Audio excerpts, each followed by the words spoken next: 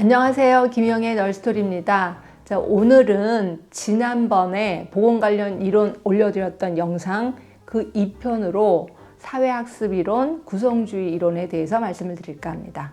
자, 먼저 사회학습 이론. 자, 우리가 길거리 가다가 강아지를 만났어. 근데 난 강아지 되게 싫어하거든? 그리고 얘가 내고 너무 지저분해. 그래서 기분 나빠서 발로 뻥 쳤어요. 그럼 강아지는 어떻게 할 것 같아요? 강아지는 그 빵 찬 발을 딱 물어요. 다시 말해서 어떤 상황이 주어졌을 때 바로 액션, 행동을 취하는 게 대부분의 동물들이라고 생각한다면 우리 인간들은 그렇지는 않습니다. 자, 길거리 가다가 어떤 사람이 나를 갑자기 때렸어. 그럼 나는 바로 맞받아쳐서 때리는 게 아니라 뭐지? 이 사람 왜 나를 때렸지? 내가 잘못한 거 아니야? 아니면 이 사람 미친 거 아니야? 라고 생각을 하게 된다는 거죠.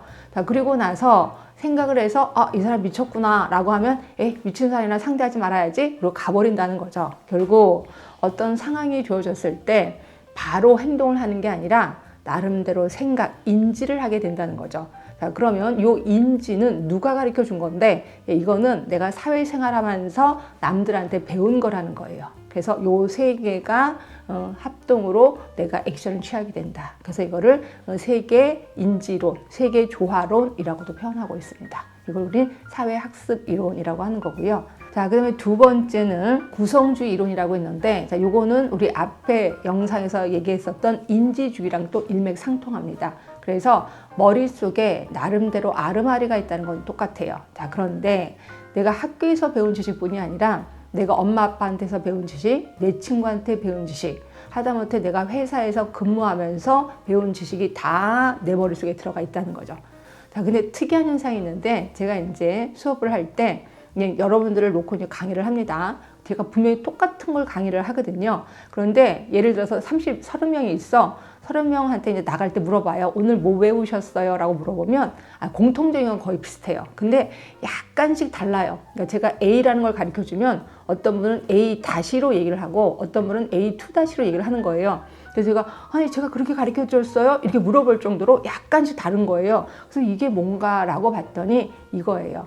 자기 머릿속에 나름대로 아르마리가 있다는 거야. 그래서 제가 얘기를 하면 그거를 자기식으로 해석을 하는 거예요. 재해석을 하는 거예요. 그래서 이렇구나라고 자기 스스로 결론을 내버려요. 그러다 보니까 똑같은 걸 가르쳐 주더라도 조금씩 다르게 받아갖고 간다는 거죠. 그래서 구성주의 이론에서는 100% 지식의 전수는 없다라고 표현을 하고 있습니다. 결국 사람들 머릿속에는 굉장히 다양하고 가지각색의 인지들이 있다는 거죠. 이걸 이 구성주의 이론이라고 합니다.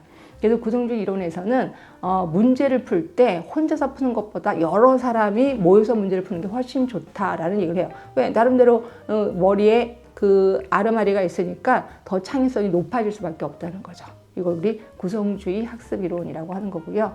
자, 앞에서 했던 영상 3개 하고 오늘 2개 하고 합해서 제가 문제를 좀 갖고 와봤습니다. 자, 제가 이제 문제를 보면서 이게 무슨 이론인지를 답을 해주시면 되는데요. 자, 이건 좀 쉽네요. 쾰러의 통찰 이론, 레빈의 장이론과 관련 있는 학습 이론.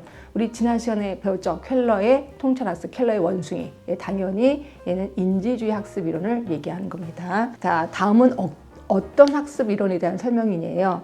학습이란 자기 실현을 할 수 있도록 개인의 잠재력을 발달시키는 것이다.